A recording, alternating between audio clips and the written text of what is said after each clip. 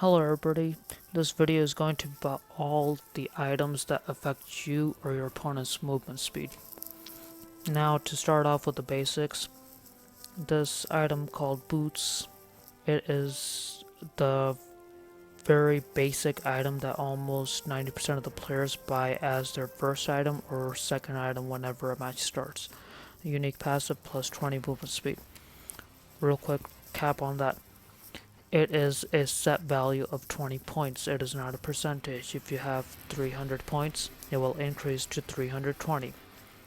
As I said, not a percentage. Why am I mentioning percentage? Because the remaining items later on will affect you in a percentage value, which is very important for new players to understand.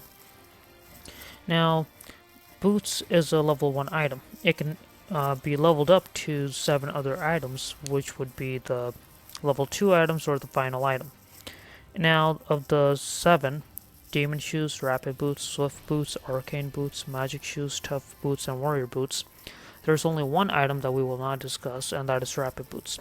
But the remaining 6 all give you the same plus 40 movement speed.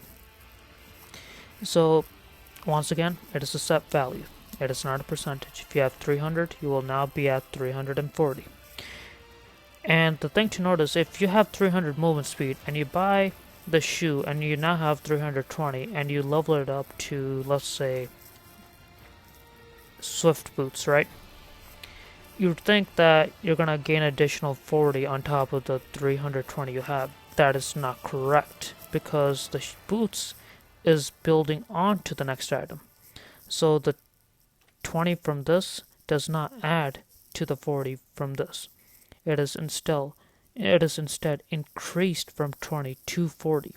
So you should not expect your movement speed to be at 300 plus the 20 plus the 40 to a total of 360. You will instead only have 340 movement speed, because the final item will affect your overall movement speed, not the items that make it up. Now, the 7th boots is the Rapid Boots. This one is different because it is the only item in the game that affects your movement speed in 2 different manners. The first one is it actually increases your movement speed by 40 extra than the original 6. So you would be getting a total of 80 points increase in your movement speed versus the other 6, which is only 40. So on that note, it is a good item. But if you look at its unique passive side effect, it decreases your movement speed by 40 points whenever you're attacking or being attacked. So if you have 300 points and you buy this item, you'll have 380. But whenever you're attacking or being attacked, your movement speed will actually drop down to 340 because of the unique passive side effect. This item is only good on heroes that need to roam around the map a lot, such as Franco. He's a really good hero to use with this item, because he will get from places fast. Next category we'll talk about is the roaming category. In this, we have 3 main items we need to talk about: the Awe Mask, the Courage Mask, and the Shadow Mask. Now, the thing to note on this one is, all 3 items give you the unique plus 25 movement speed. As you can see in the first line, plus 25 movement speed. However, these masks at level 3, so the Wooden Mask level 1, Iron Mask level 2, and whenever you build up to the 3rd item, the advanced final item, they're considered the level 3 or the tier 3 items. So whenever you build one of the final items of these 3, it will have different unique passives. If we want to take a look at the Courage Mask, its unique passive is, when you activate it, you gain a 30% movement speed, 20% attack and magic power increase for 3 seconds for you and your allies. So this is a very good item for tanks to be using when you have heroes that need to escape a team fight, or when you need to burst down an enemy or a tower or the lord or any objectives. So typically tanks will try to save this item for a crucial moment because it has an 80-second cooldown. Now the next item will be Shadow Mask. This Shadow Mask can also be called Conceal Mask because of its unique passive, which is Conceal. When you use Conceal, just like the Courage Mask, it will activate for you and your allies, and in this case, it will only increase your movement speed by 15%, whereas Courage Mask was 30%. And now, the difference is this one gives you 2 extra seconds since it will only last for 5 seconds versus Courage Mask, which lasts for a total of 3 seconds. Now, both of these items are good because they affect you or your ally in a positive manner. Now, third item would be the Awe Mask. What sets this apart from the other two is it doesn't affect you or your allies. Instead, it affects your enemies. When you use a basic attack and your enemy is affected by that basic attack, their movement speed is slowed down by 90%. So if they have 100 movement speed, it'll drop down to 10 movement speed, which is a very big decrease in movement speed. And this effect also has a 1.2 second duration. So if in that time frame you and your allies do 5 attacks or more, the enemy will actually be stunned, so they will have a complete stop on their movement overall.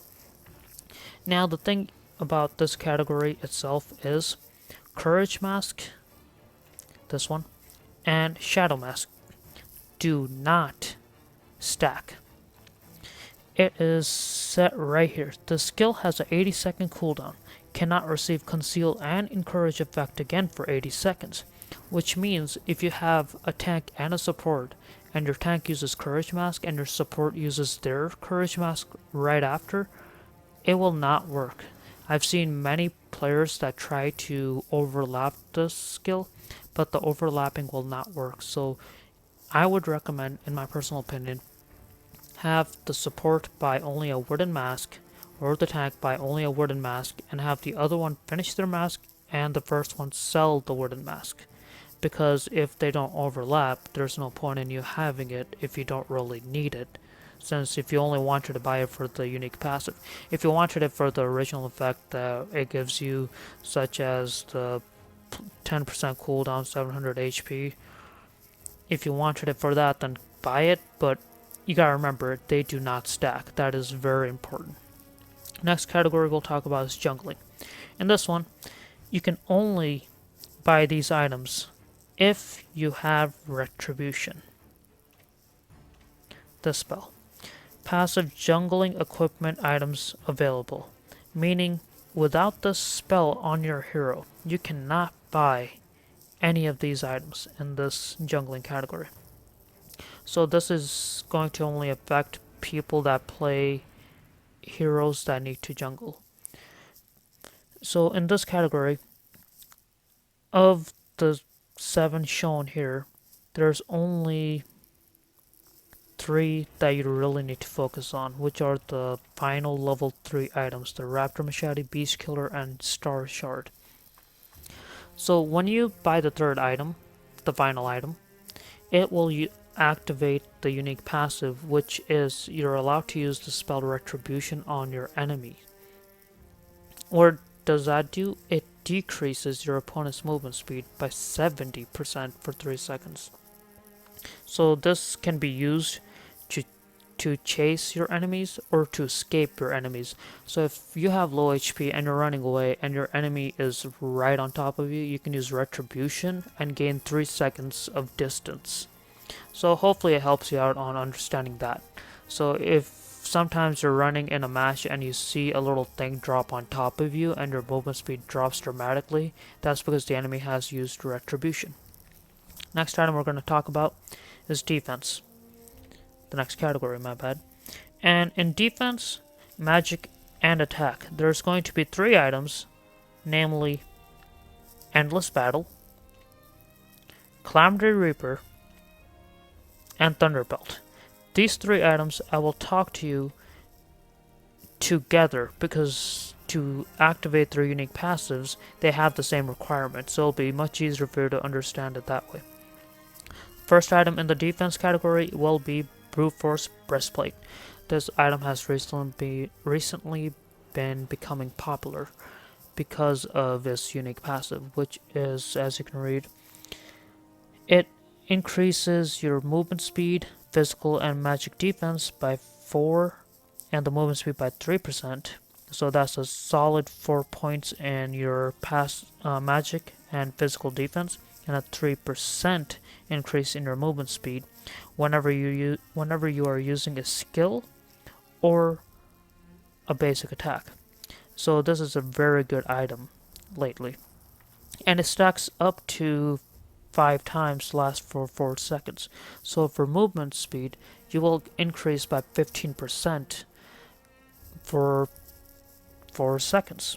And the cool thing about this is it doesn't really say that there's a cooldown. So in theory, this unique passive could be triggered continuously. But of course, that's only in theory, unless Moonton has allowed a cooldown on it but just never mentioned it, which I don't believe has happened. So the next item we'll talk about is Dominance Ice. And now Dominance Ice is a very good item to counter enemy marksmen that focus solely on attack speed. Because of its unique passive, it slows down the enemy attack speed by 30%, which is not what we're here for. Instead, it's the first part, which is it lowers the enemy's movement speed by 10%. So this one is basically if you're being attacked by enemies, it will slow down their movement speed. So this is a very good item to be used on a tank, because the tank will usually be in the front line absorbing all the damage. And that will be all for the defense items. I'm saving Thunderbelt for later. Next we'll move on to its magic category. In here we have Genius Wand and Glowing Wand. And we have the Feather of Haven. All 3 of these items give you a plus 5 movement speed. So once again, Feather of Haven, Glowing Wand, Genius Wand. They straight off the bat give you a plus 5 movement speed. All you have to do is buy the item, you get it. You do not need to activate any conditions. The only condition would be to buy the item. Next we will talk about is Ice Queen Wand. This one gives you a 7% movement speed, but the additional thing about this is whenever you are dealing skills that deal damage to the enemy hero, you will slow them down by 15%, and this lasts for 3 seconds, but it can stack up to twice. So if you use this item on a Chang'e, for example, you will slow down the enemy by 30% because of her ulti is continuous damage being dealt. Next we will talk about is the attack category. In here, recently on the rise along with Brute Force is Hunter Strike. Because like Brute Force, this also affects your own movement speed. So unique passive Retribution deals damage to an enemy hero or creep for 5 times in a row, and it increases your movement speed by 30% for 3 seconds. But what sets this apart from Brute Force is this one actually has a 15-second cooldown. So sometimes in the late game, people will actually sell this item out and swap it for Malefic Roar because of the unique passive, which is plus 15 penetration versus Malefic Roar 40%. And I will talk to you guys about the percentage and the set values of penetration in a different video. But for now, Hunter Strike is a very good item for early game in my opinion. Sometimes late game it can work, but more often than not, it's better to just swap it out. The next item we'll look at is Blade of Despair. This one gives you a solid plus 5 movement speed. No, nothing to look further into that than that. Next item will be Windcaller. Very good item for marksmen with very favorable attack speed. This one gives you plus 20 movement speed. Now that's not all though. If you look at the unique passive, it's called Typhoon. So, if you look further down, unique passive activate. Every time the original unique passive Tycoon is cast, your movement speed is increased by 5% for a short time. It says short time, does not give you exact time, but from the other items, I would assume it's anywhere from 1 second to 1.5 seconds. I'm leaning more towards 1.5 seconds because that's more reasonable in my opinion, but it could be anything. The next item we'll look at is going to be Corrosive Sight. Corrosive Sight is pretty straightforward. Gives you a +5 movement speed bonus, and whenever you're using a basic attack, there's a 50% probability of slowing down the enemy unit by 30%, which is a very good item. But if you read further, the unique passive on it states that if you're using a hero such as Marksman for long distance attack, it will be decreased to 15%. So this item, I can actually see it being used more on Masha and Sun and Argus because they're fighters that rely on attack speed, but at the same time, they get the full benefit since they're actually not long distance, so they get the full 30% on there. Now, the three items I mentioned to you guys earlier. Endless Battle, Calamity Reaper, and Thunderbelt. All three of these give you a, as you can see here, +5 movement speed. It does not give you a movement speed on the Calamity Reaper, and it does not give you that on the Thunderbelt. But the unique passive is, in order for you to activate the skill, you need to use a spell followed by an attack for it to activate. So for all three items, for them to activate, you must have used a spell followed by an attack for their unique passive to activate. And the thing is, Calamity Reaper and Endless Battle, they both are literally the same. One is for magic, one is for physical. And when you use it, as you can see, for briefly a moment, you gain 10% movement speed. If you use a skill followed by a basic attack, your movement speed will increase by 10% for a brief moment. It doesn't really say how long. And the same can be applied for Endless Battle. It says it will increase hero's movement speed by 10%. It doesn't say brief moment, but that can be implied because if it wasn't, then it would be pretty broken. Now, the last item, Thunderbelt. Same scenario to activate. You must use a spell followed by a basic attack in order for it to activate its unique passive. The only difference between this one compared to the other two is the first two affected you, but this one affects your opponent. As you can see, this one just says that you will slow down the enemy for 1.5 seconds with a cooldown of 1.5 seconds. It doesn't say how much they get slowed down, and it doesn't say like for how long that effect will. Well, actually, it does say that it's for slows them down for 1.5 seconds, but it doesn't have the original deal with the other two. But if you look at it this way, this is a very good item for tanks that have skills that slow down the enemy. Not to mention, it has a very good +6 regen on it. So if you have a tank such as Tigreal, which relies on mana, and his first skill slows down the enemy, this would be a very good item on him because it complements his first skill. So if you want a defense item that gives you mana regen and slows down the enemy, this is your item to look at. And that will be all for this movement tutorial items. I will be doing more videos, and this is my first tutorial, so there's going to be many mistakes, and sorry about that. But for the future videos, I am going to be trying to explain in depth on how and which items you should be using on what heroes and why you should be using them and what scenarios. The main thing I do not see players do is counter build. And if you do not counter build, it will be very hard for you to rank up.